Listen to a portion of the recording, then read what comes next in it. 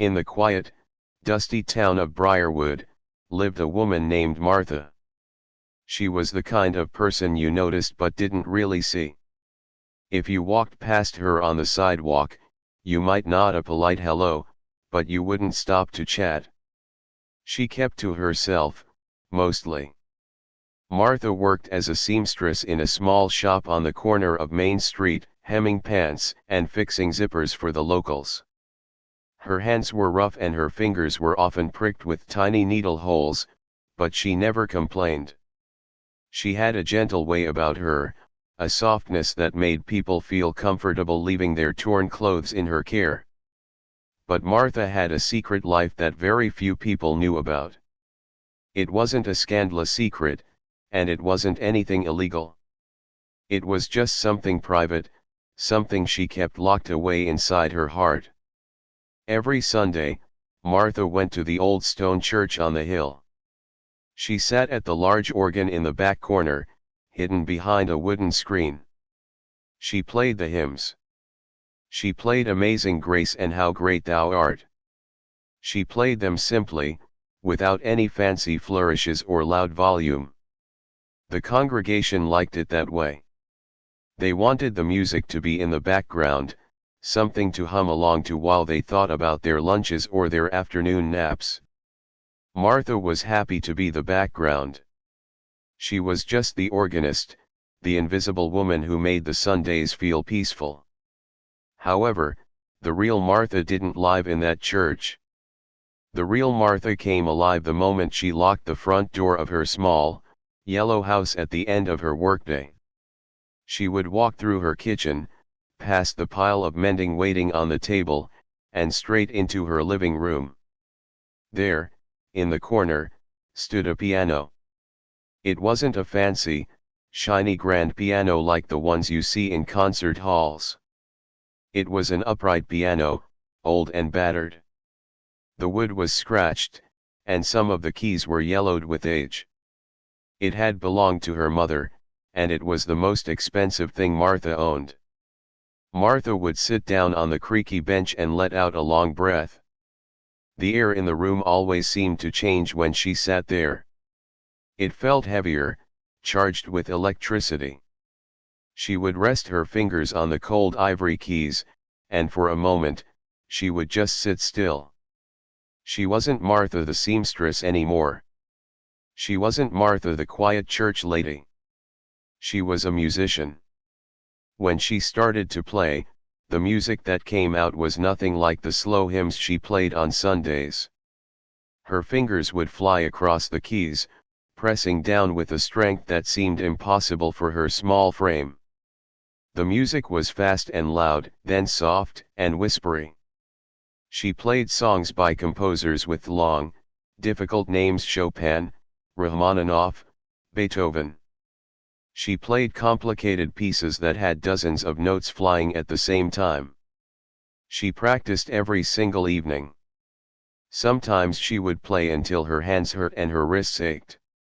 She didn't do it to impress anyone. There was no audience in her living room, just a dusty ceramic cat on the mantelpiece and a few photographs in frames.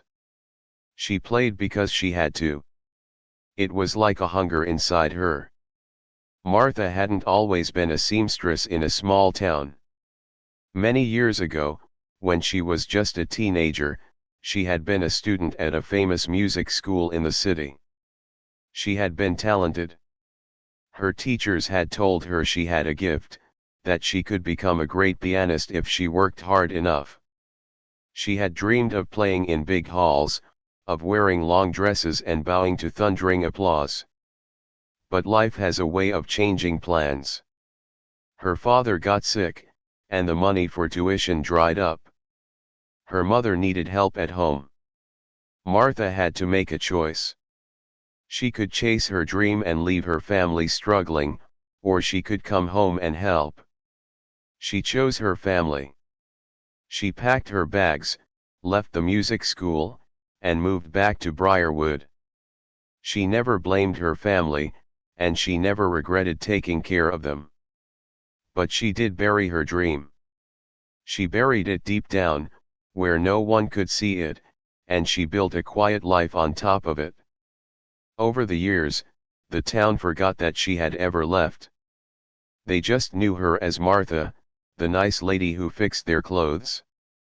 The only piece of her dream that survived was that old upright piano in the living room. Playing the piano was the only time Martha felt truly whole. When she played a difficult section perfectly, a shiver would run down her spine. It was a feeling of pure joy, a feeling of being connected to something bigger than herself. The music allowed her to express sadness, anger, and love, all the things she kept locked inside during the day. She could crash her hands down on the low keys to let out frustration, or she could tickle the high keys to express a bubbling happiness. One Tuesday evening, the sun was setting outside her window, casting long shadows across the floor. Martha had just finished a particularly difficult piece, a sonata that required her left hand to jump wildly up and down the keyboard while her right hand played a delicate melody. She was sweating slightly, her hair sticking to her forehead. She leaned back, listening to the final notes fade away into the silence of the room. "I still have it," she whispered to the empty room.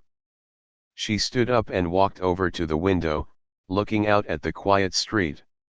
Her neighbors were turning on their porch lights. A dog was barking somewhere down the road. It was a perfectly normal, boring evening in Briarwood. But Martha felt like she had just climbed a mountain.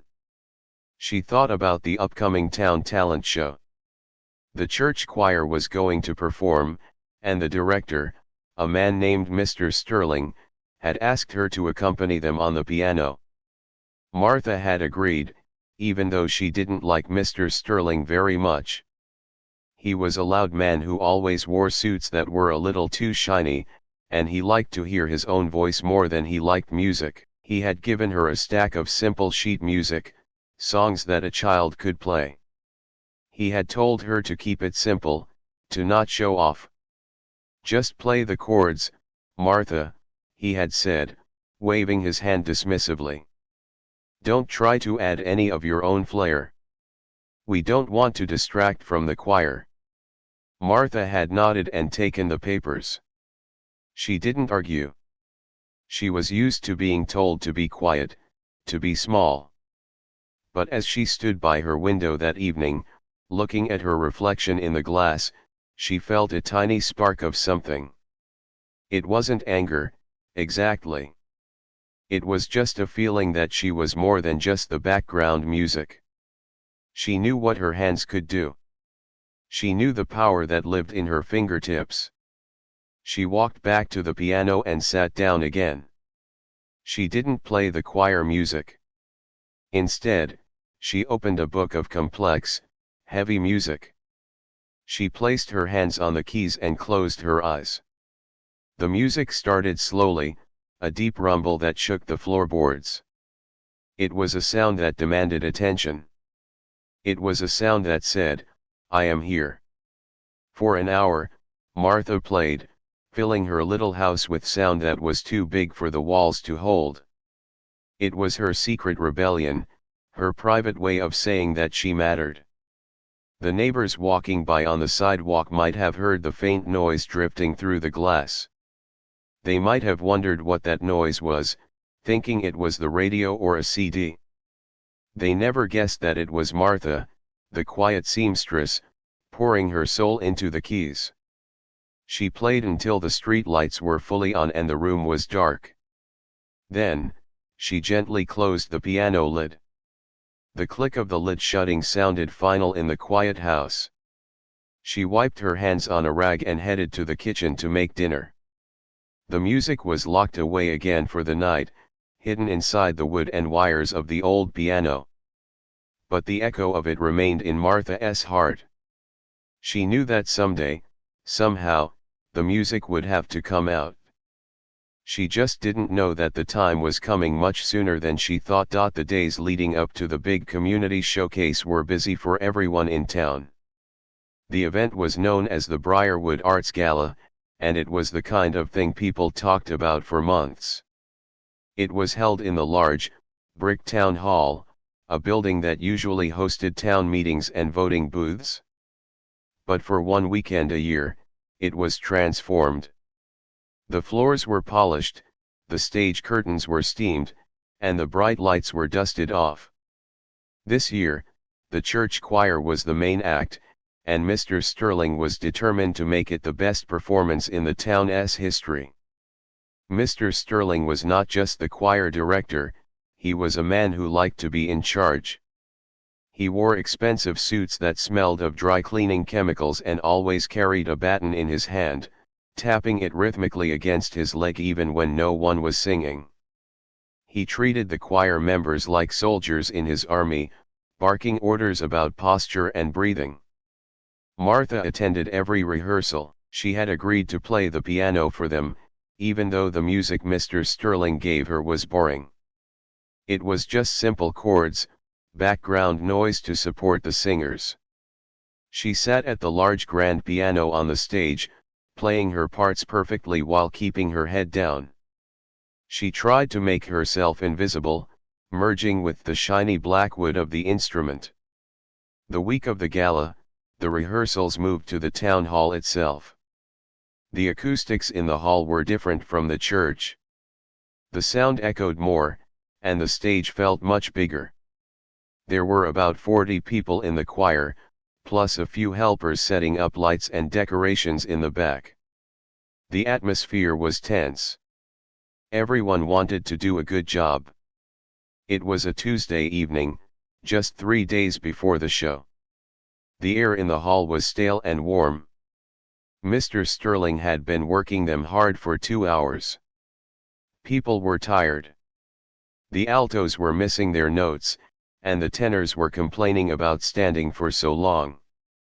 "Stop, stop, stop!" Mr. Sterling shouted, throwing his hands up. His voice boomed through the hall, bouncing off the high ceiling. "That is not how we sound on Sunday. Where is the energy? Where is the joy?" He walked down the steps from the podium and stood in front of the choir members. "We are performing for the mayor. We are performing for your families. You sound like a bunch of tired frogs. Let's take it from the bridge. Measure 32.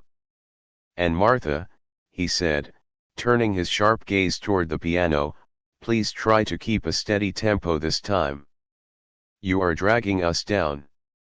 Martha felt her face get hot. She hadn't been dragging them down. The choir was singing late, and she was following them. But she didn't say anything. She just nodded slightly and placed her fingers back on the keys. They started again. They were singing a big, loud anthem about unity and hometown pride. Martha was playing the accompaniment from memory because she didn't need the sheet music for something so simple. She was watching the choir, listening to their voices blend together. Suddenly, there was a loud crash from the back of the hall. Everyone stopped singing. The music died instantly. All heads turned toward the sound. A young woman, a high school student named Emily who was helping with the props, had tripped over a heavy speaker stand. The metal stand had fallen over, hitting a stack of metal folding chairs. The noise was deafening, a clanging, crashing thunder that echoed through the entire building.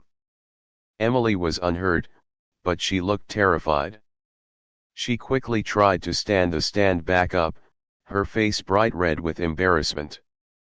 "I'm so sorry," she squeaked, looking at Mr. Sterling. Mr. Sterling stared at her.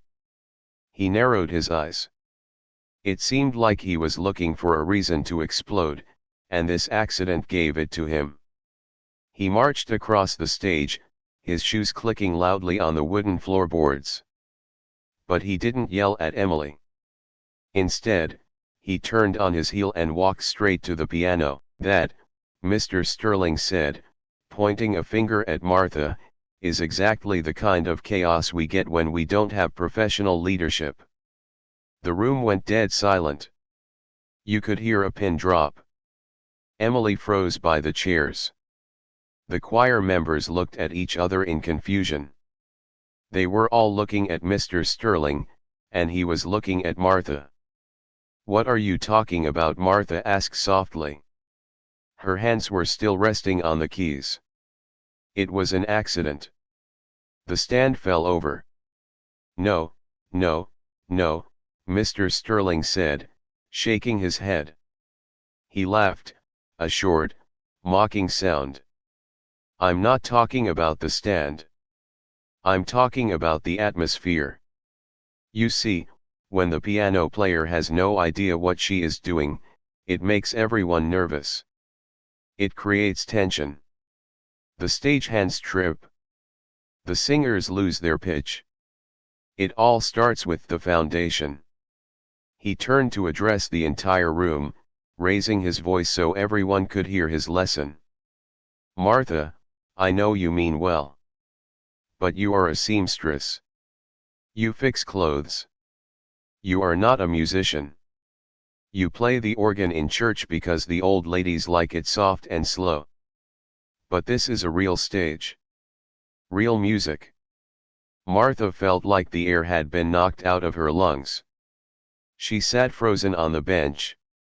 Mr. Sterling continued, "I heard you practicing the other day before we started. You were plunking out that classical nonsense. It was messy.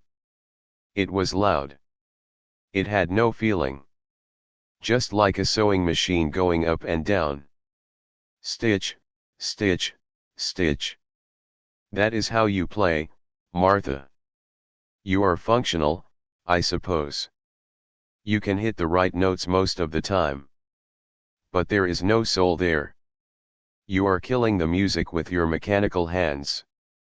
He didn't stop there. He was on a roll, enjoying the sound of his own voice. "We need a heartbeat in this song, not a metronome. But I suppose it's not your fault. You're just a small-town woman who thinks she's an artist because she can play chopsticks with two hands." A few nervous giggles came from the back of the choir. People were uncomfortable, but no one knew what to do. Mr. Sterling was a bully, and everyone was afraid of him. Martha looked at her hands. They were shaking. These were the hands that had sewn prom dresses for the high school girls in town. These were the hands that had played concertos in front of music professors 50 years ago. These were the hands that touched her mother's face when she passed away. They were not mechanical. They were full of life, and they were full of pain. The humiliation burned in her chest. It was bad enough that he said it, but he said it in front of everyone. He stripped away her dignity in front of the high school kids, her neighbors, and people she went to church with. He treated her like she was nothing, like a machine that had broken down. Martha slowly lifted her hands off the piano keys. She didn't look at Mr. Sterling. She couldn't bear to look at his smug, shiny face. She closed the sheet music cover with a soft snap. She stood up. The bench made a screeching sound against the floor as she pushed it back. "Where are you going?" Mr. Sterling demanded. "We aren't done." Martha picked up her handbag from the floor beside the piano. She slung the strap over her shoulder. "I am done," she said. Her voice was quiet, but it was steady. "I will not be spoken to like that." "Oh, don't be dramatic," Mr. Sterling scoffed, rolling his eyes. "If you leave, don't bother coming back. We will find someone who can actually keep a rhythm. Maybe we can hire a player piano and put a coin in it. It would have more personality than you." Martha didn't reply. She turned and walked toward the steps at the side of the stage. She could feel 40 pairs of eyes watching her. Some of the choir members looked sorry, but none of them spoke up. They were afraid of getting yelled at next. She walked down the steps and onto the polished floor of the main hall. Her shoes echoed as she walked. She kept her head high, refusing to let the tears fall until she was outside. She pushed through the heavy metal doors at the back of the hall and stepped out into the cool night air. Once she was outside, she took a deep breath. The air smelled like asphalt and fallen leaves. She walked to her car, parked under a street lamp. As she unlocked the door, the tears finally came. They weren't quiet tears, they were great, heaving sobs that shook her shoulders. She sat in the driver's seat for a long time, gripping the steering wheel. She felt small again.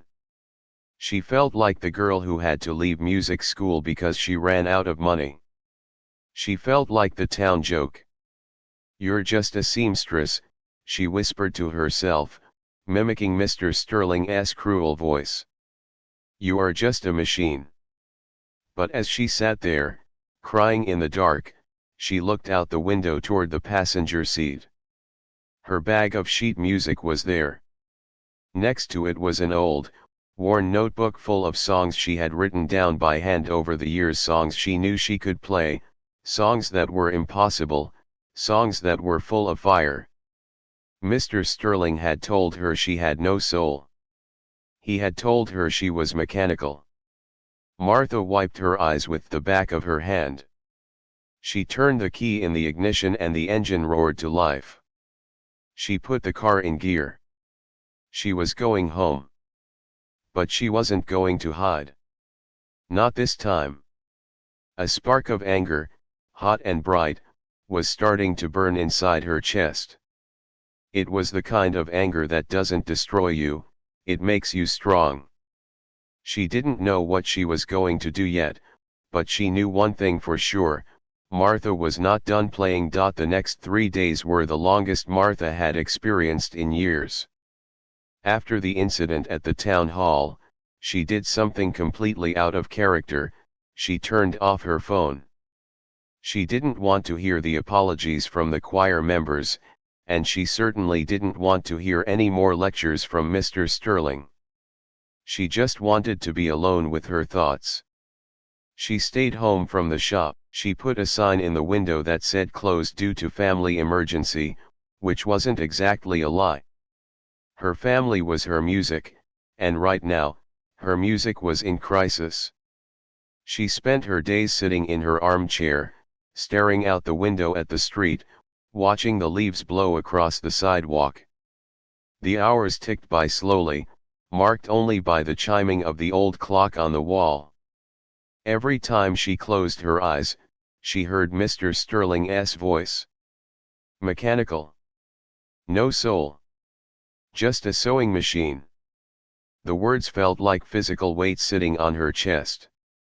She had spent her whole life trying to be kind, to be useful, and to be invisible. She thought if she just worked hard and did what people asked, she would earn their respect. But Mr. Sterling had shown her that some people would never respect her, no matter how hard she tried. To him, she was just a background character in his movie, someone to be used and pushed aside. By the second day, Martha's sadness began to harden into something else. It wasn't anger, exactly. It was determination. She realized that she had been hiding for too long.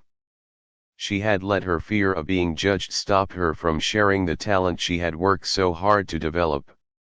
She played beautiful, complicated music in her living room, but in public, she played simple nursery rhymes because that was what was expected of her. Mr. Sterling had mocked her for being a seamstress. But being a seamstress required patience, an eye for detail, and steady hands, exactly the same skills a master pianist needed. She decided that she was done apologizing for who she was. On Thursday afternoon, there was a knock at her front door. Martha hesitated, but then she walked over and opened it.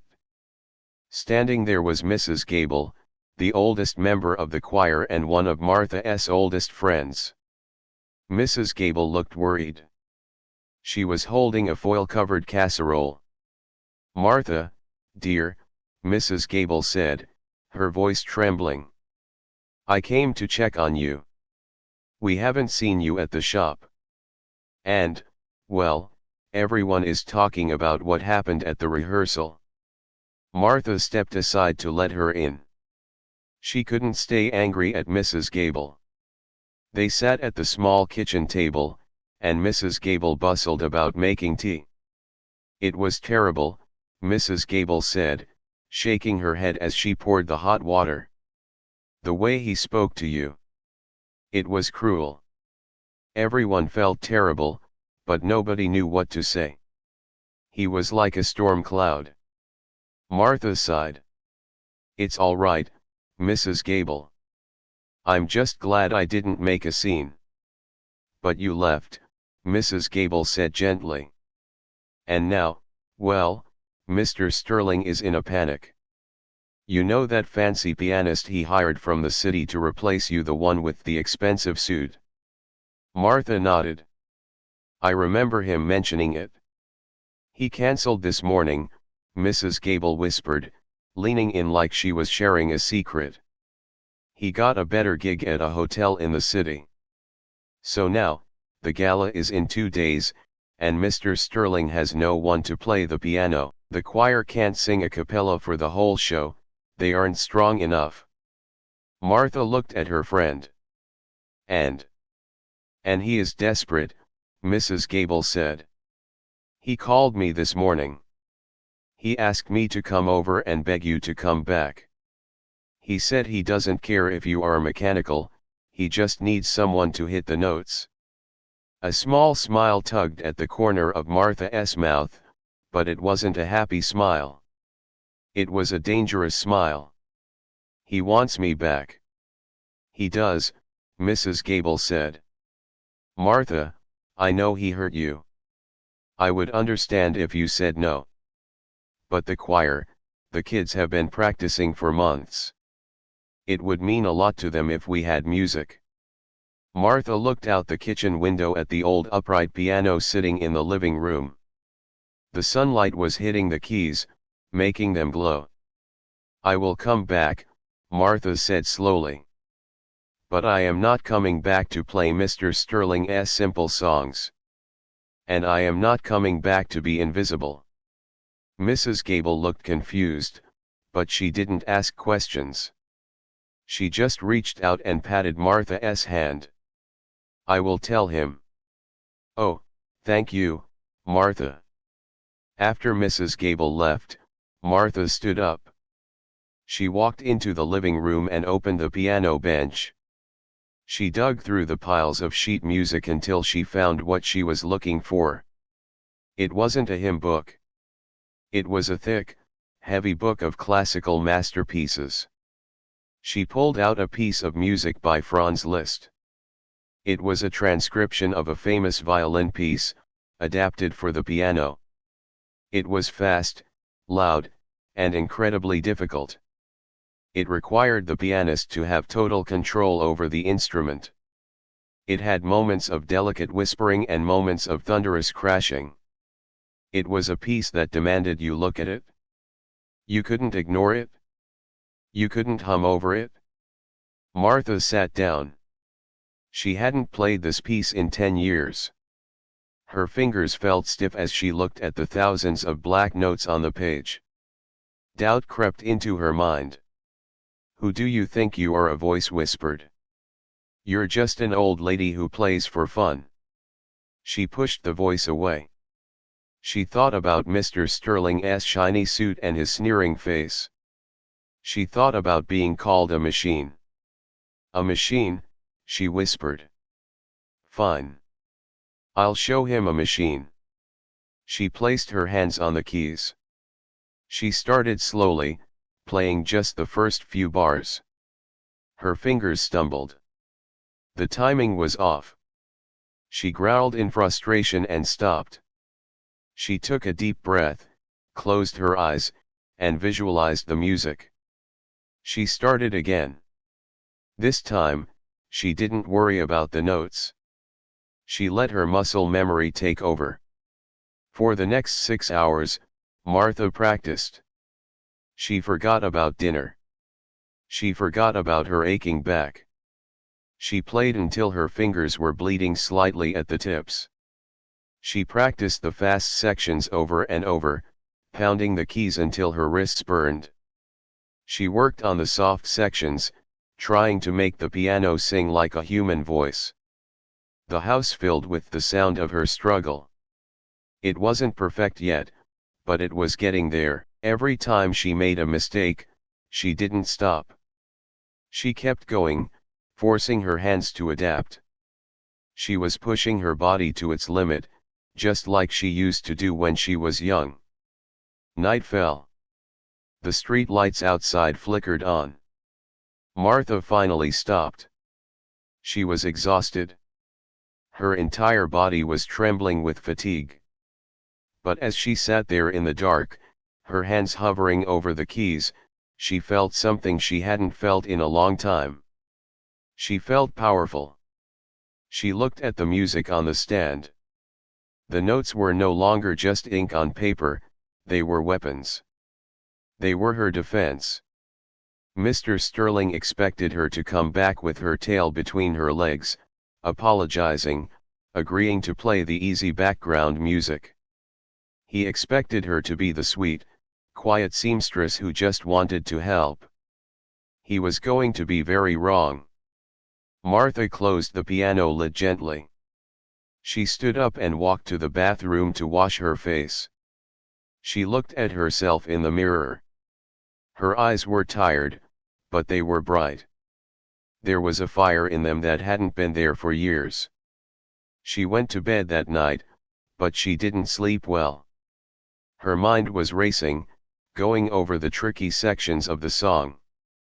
She dreamed of pianos that grew teeth and stages that stretched on forever. When she woke up the next morning, the day of the gala, she felt a strange sense of calm. The panic was gone. The doubt was gone. She knew what she had to do. She wasn't doing this for Mr. Sterling. She wasn't even doing it for the choir. She was doing it for Martha. She was doing it for the teenage girl who had to leave music school. She got dressed and went to the shop for a few hours to open up, just to keep up appearances. She didn't do much work. She just moved some fabric around and stared at the wall. That evening, she put on her best dress. It was a simple navy blue thing she had sewn herself. It wasn't flashy, but it was elegant. She fixed her hair and put on a little bit of lipstick. She looked in the mirror one last time. "You are a musician," she said to her reflection. "You have always been a musician." She picked up her heavy bag of music, but she didn't put the hymn book inside. She only put the list book and a few backup sheets. She walked out the front door, locking it behind her. The night air was crisp. The town was buzzing with excitement. Cars were driving toward the town hall, filled with people in their nice clothes. Martha began to walk. She didn't drive. She wanted the walk to clear her head. She could hear the noise of the crowd gathering in the distance. The lights of the town hall glowed in the darkness. It looked like a giant beast waiting for her. Mr. Sterling thought he had broken her. He thought he had put her in her place. He had no idea that he had just woken a sleeping giant. Martha gripped the handle of her bag tighter. She walked up the hill toward the lights, her footsteps steady and rhythmic on the pavement. It was time to play. The Briarwood Town Hall was buzzing with the kind of nervous energy that only comes right before a big show. The lobby was crowded with people holding tickets and programs, greeting each other with loud voices and laughter. The air smelled of floor wax, perfume, and the faint scent of popcorn from the concession stand in the corner. Martha walked through the heavy crowd, her navy blue dress brushing against the people passing by. A few people nodded at her or said hello, but most were too busy talking to notice the quiet seamstress. She moved like a ghost, unseen and unheard, which was exactly how she wanted it for now. She slipped past the ticket table and went backstage, down the long, narrow hallway that led to the dressing rooms and the stage stairs. Backstage was chaos. Mr. Sterling was rushing back and forth, barking orders at anyone who would listen. His face was red and shiny with sweat. He looked like a man about to explode. "You there?" he shouted at a teenager holding a microphone cord. "Get that tape down. We can't have people tripping on stage." He turned to a group of choir members who were huddled together. "Stop whispering. Focus on your breathing. Do you want to sound like a bunch of amateurs?" Martha stood in the shadows, watching him. She felt sorry for the choir. They looked terrified. Their faces were pale, and their hands were shaking as they held their sheet music. They were just normal people, teachers, bakers, and shop clerks who sang for fun. Mr. Sterling sucked all the joy out of it for them. Then, Mr. Sterling spotted Martha. His eyes widened, and he marched over to her, smoothing back his thinning hair with a nervous hand. "Martha," he said, breathless. "You came. Good. I was worried. Mrs. Gable said you might." "I said I would be here," Martha said calmly. She didn't look at his face, she looked at the name tag pinned to his suit jacket. Yes, well," Mr. Sterling muttered. "Look, about what happened, we are all under a lot of stress. I may have been a bit harsh. But the important thing is that we need you tonight." He reached into his bag and pulled out a stack of papers. It was the same simple music she had seen before, the easy chords, the boring harmonies. He thrust the papers toward her. "Here is the music. I've marked the tempos a bit slower, just to be safe. I don't want you rushing the choir. Remember, you are the foundation. You hold them up. Don't get fancy. Just keep it steady so the soloists can shine." Martha looked at the papers. She didn't take them. "I'm not playing that." Mr. Sterling stopped. He stared at her like she had just started speaking a foreign language. What are you talking about? Of course you are playing that. It's the choir arrangement. Without that, they can't sing." "I'm playing the piano," Martha said softly. "But I won't be playing that music. I'm playing something else." "Something else?" Mr. Sterling's voice went up an octave. "Martha, this isn't a recital. This is a showcase. The choir has rehearsed to these specific chords. If you play something else, it will be a disaster. The mayor is out there." "Then they will have to listen," Martha said. She felt a strange sense of peace inside her. The doubt that had plagued her for days was gone, replaced by a cool certainty. "I am going to play the piano, Mr. Sterling. That is what you hired me to do. I didn't agree to be your robot." She walked past him before he could argue. She headed straight for the stage stairs. Mr. Sterling stood frozen for a second, his mouth opening and closing like a fish on land. Then, he came running after her. "Wait. You can't go out there. We aren't ready," he hissed. But it was too late. The announcer was already speaking at the microphone out front. The heavy curtains in front of Martha began to tremble as the motor started up. "Ladies and gentlemen," the announcer's voice boomed through the speakers, "please welcome the Briarwood Church Choir, under the direction of Mr. Sterling." The crowd outside applauded.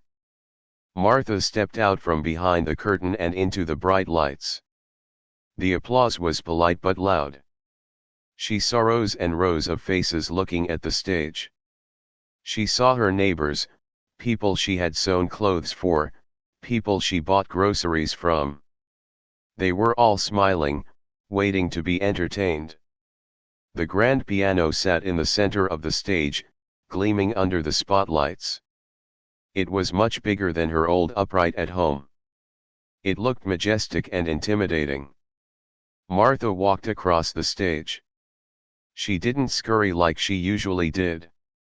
She walked with her back straight and her head high. The applause faded as people realized that the full choir wasn't coming out yet. It was just the older woman in the blue dress walking to the piano. She sat down on the bench.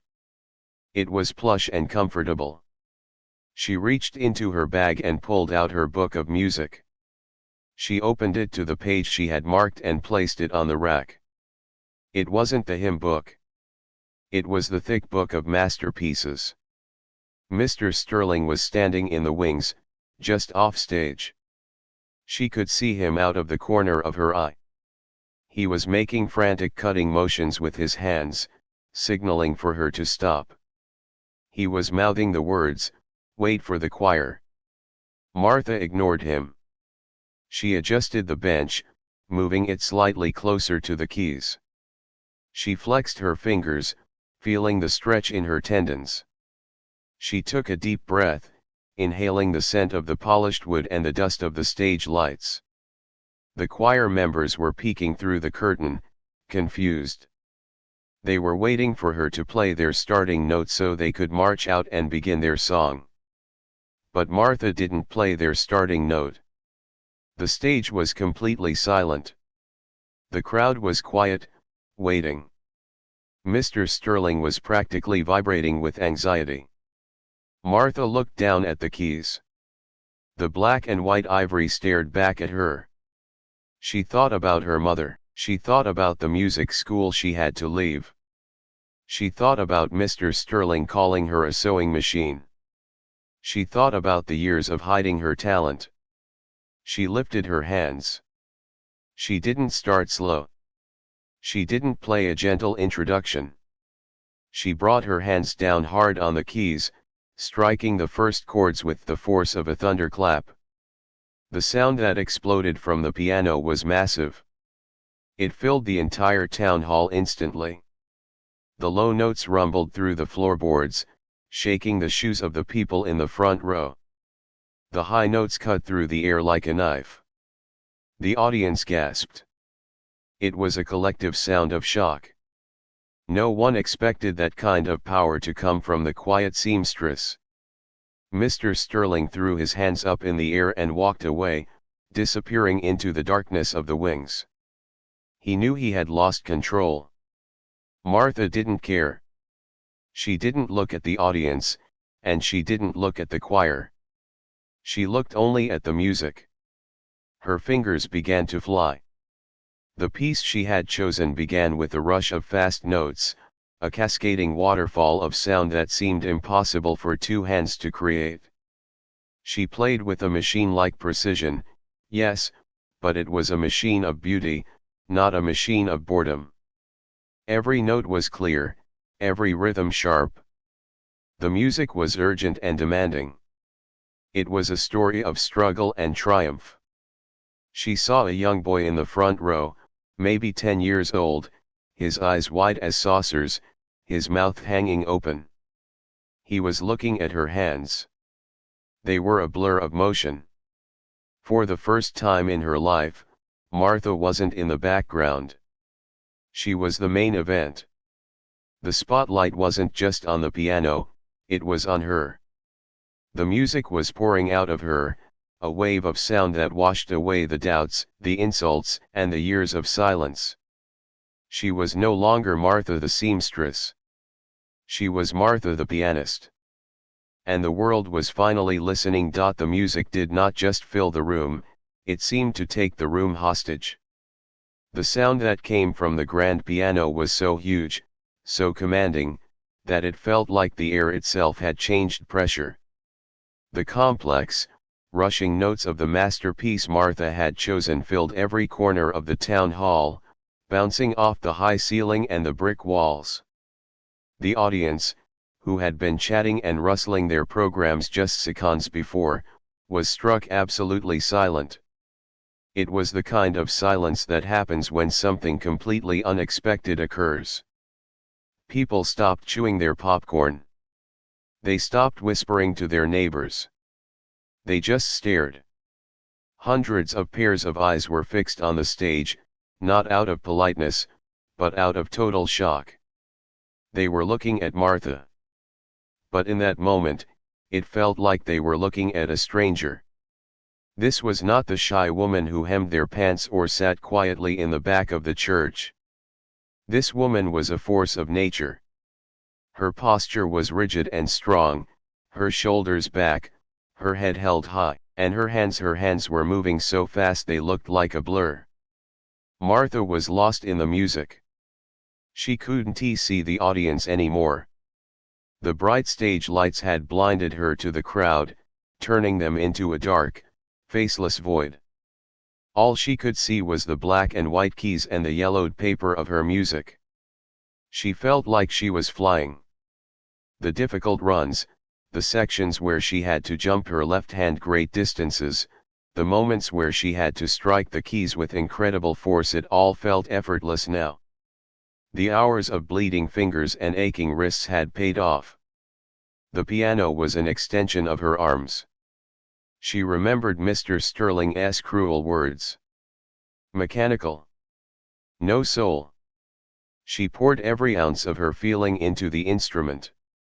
When the music demanded anger, she played with fury, making the piano growl and snarl. When the music shifted to sadness, she softened her touch, pulling a sound from the strings that was so delicate it sounded like a human voice crying. The choir members were still standing in the wings, peeking through the heavy velvet curtains. They were supposed to march out and start singing, but there was no way they could. The music was too wild, too fast. It didn't match anything they had practiced. They stood frozen, listening with their mouths open. Mrs. Gable was clutching her pearls, her eyes wet with tears. She had no idea Martha could play like this. None of them did. Even Mr. Sterling, who had stormed off to the side of the stage, had stopped moving. He stood with his arms crossed over his chest, his face pale. For the first time, he had nothing to say. He looked at the woman he had mocked, the woman he had called a sewing machine, and he saw a master at work. He realized, with a sinking feeling in his stomach, that he had made a terrible mistake. The piece Martha was playing was long. It had many movements. It went from a loud, stormy beginning to a quiet, haunting middle section. In this quiet part, the town hall was so still that you could hear the clock ticking on the wall. Martha's fingers danced lightly over the keys, playing a melody that was both beautiful and heartbreaking. It was the sound of a dream that was almost lost, of a life that could have been. Then, the music began to build again. It grew louder and faster. The tension in the room rose. People were leaning forward in their seats. It felt like the music was racing toward a cliff. Martha's hands were moving independently now, her left hand pounding out a deep rhythm while her right hand played intricate patterns high above. Her heart was hammering in her chest, but she wasn't tired. She felt stronger than she had ever felt in her life. She was taking up space. She was taking up time. She was refusing to be invisible. She approached the final section of the piece. This was the hardest part. It required a burst of speed and power, ending on a series of massive, crashing chords. Martha took a deep breath. She didn't hold back. She slammed her hands down on the keys. The final chords rang out like thunder, echoing through the hall. Bam! Bam! Bam! And then, Martha lifted her hands off the keys. Silence. It wasn't the awkward silence of someone making a mistake. It was the heavy, breathless silence of awe. The sound of the piano lingered in the air for a long time, vibrating in the people's chests, before finally fading away. Martha sat there for a moment, her chest heaving, her hands resting in her lap. The blinding lights felt hot on her face. She could hear her own heartbeat pounding in her ears. Slowly, the reality of where she was came back to her. She stood up. She smoothed down the skirt of her blue dress. She walked to the front of the stage, right to the edge of the lights. She didn't bow low and theatrical like a fancy performer. She just stood there and gave a small, respectful nod to the audience. For a second, time seemed to freeze. No one moved. Then, a sound came from the back of the hall. It was a single pair of hands clapping. It was the young boy who had watched with his mouth open. Then, Mrs. Gable in the wings started clapping. Suddenly, the entire room erupted. It wasn't just polite applause. It was a roar. The people in Briarwood rose to their feet. They cheered, they whistled, they clapped until their hands hurt. The sound was deafening, much louder than the music had been. They were clapping for the mystery of her, for the hidden talent, and for the courage it took to stand up and be heard. Martha looked out at the sea of faces. She saw Mr. Sterling standing in the shadows at the side of the stage. He wasn't clapping. He looked small and defeated. Martha didn't look at him with anger. She didn't look at him at all.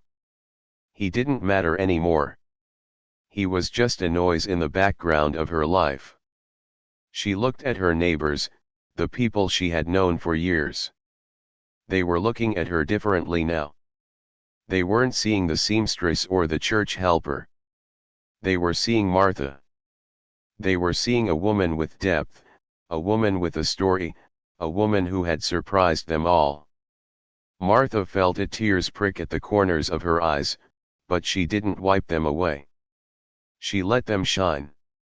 She felt a weight lift off her shoulders that had been there for 30 years.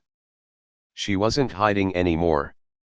She walked off the stage, passing the choir members who were now rushing out to begin their performance, trying to salvage the show.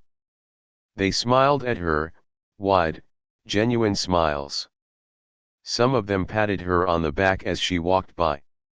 "You were amazing," one of the high school girls whispered. "I didn't know you could do that." Martha smiled back. "Neither did I," she said softly. She walked down the long, dim hallway backstage.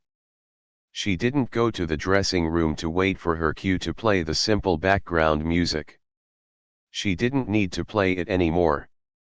She knew the choir would manage without her, or perhaps Mr. Sterling would have to play the accordion himself. She didn't care. She walked out the back exit of the town hall and into the cool night air. The noise of the cheering inside was muffled by the thick metal door as it clicked shut behind her. The street was quiet. The moon was shining down on the empty sidewalks. Martha took a deep breath of the fresh air. She felt light. She felt free. She walked to her car, but she didn't get in right away. She stood there for a moment, looking up at the stars. She knew that tomorrow she would go back to her sewing machine. She would hem the pants and fix the dresses. That was her job, and she was good at it. But things would be different now. When she sat down at her piano in the evenings, she wouldn't be hiding. She would play for the joy of it. And if anyone asked her to play, she would play her way, or she wouldn't play at all. Martha got into her car and started the engine. She drove home with the windows down, letting the wind blow through her hair. She didn't turn on the radio.